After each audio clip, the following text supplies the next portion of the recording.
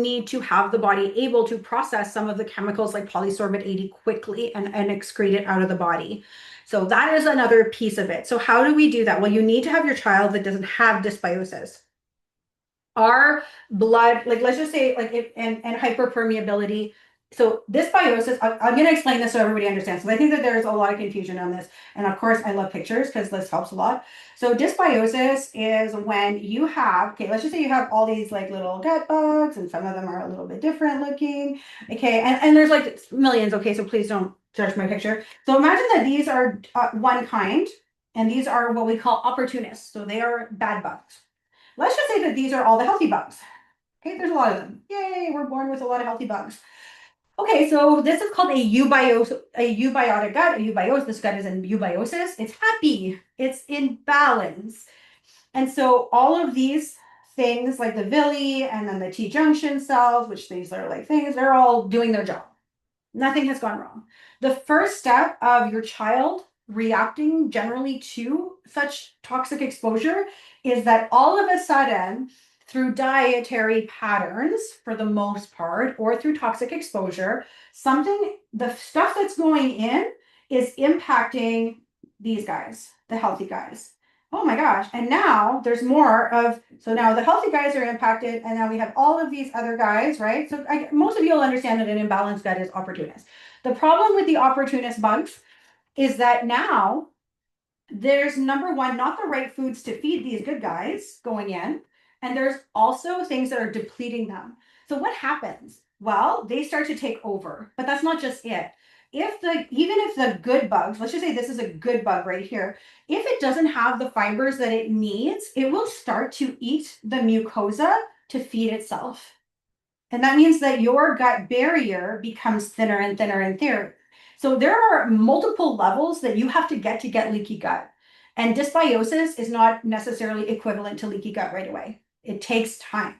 So now let's just say you have a 2-year-old who has been drinking a lot of dairy, had formula, lots of exposures to like McDonald's and all the things that most of our kids about 10 years, well, 5 years ago, we're getting a ton of. Now they're very depleted here. And now these, what we call these cells that hold everything in, they start to have spaces in between. And so some of this goes out. And so it impacts the immune system. Once the immune system is impacted, let's just say they go to their 15-month checkup and they get a large dose of something. And again, dosages matter, right? We know that what is in the first box, like the first vial of that box, is not the same as the last one that was filled. The last one that was filled generally has more concentration of heavy metals, etc. I don't know why that is. I don't know why that system happened. Maybe they fixed it since then. But I know that this is definitely an issue. And so what happens is when you do have that procedure, that intervention that is supposed to create a very small inflammatory response, it becomes massive, right? And so the body reacts, inflammation goes haywire, the body's not able to excrete the polysorbate 80, and it's not able to move out the heavy metals through urine like it's supposed to. Kind of makes sense, right? So it's just one piece though. Remember that there's a ton of other toxins, like a conversation we just had, a call on that we just had was about putting kids under and going for medical procedures. These are the first kids that are put under, last kids that should be, because of their dysbiosis and their imbalanced bodies. So I would be more worried, to be honest, if my child had to go for a tooth that they needed to be extracted and put under, than necessarily to have a small dosage of something if they were this dysbiotic, because you're using a large amount of chemicals and they all impact the body the same way. But good for everybody to know how it happens in the body. Once you have hyperpermeability, the reason that this is also very, very bad for when you have these procedures, let's just say this is where your brain is. Yes, it's not a very nice brain. And you have this thing called the blood-brain barrier. Now what happens here is that it's the same type of cells. They're not exactly the same, but they're very similar.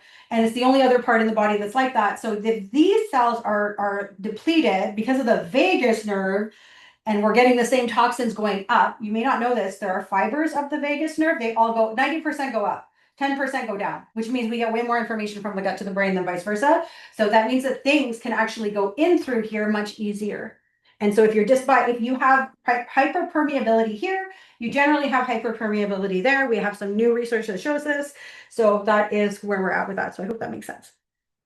Okay, so now saying that, I hope that kind of explains what to do. Now, you want to support the liver first. You want to support the gut. How you can do that? We have juicing protocols for these things inside of the program, but you do want to make sure that you have some good liver supports. You can use food, you can use juicing, you can use smoothies.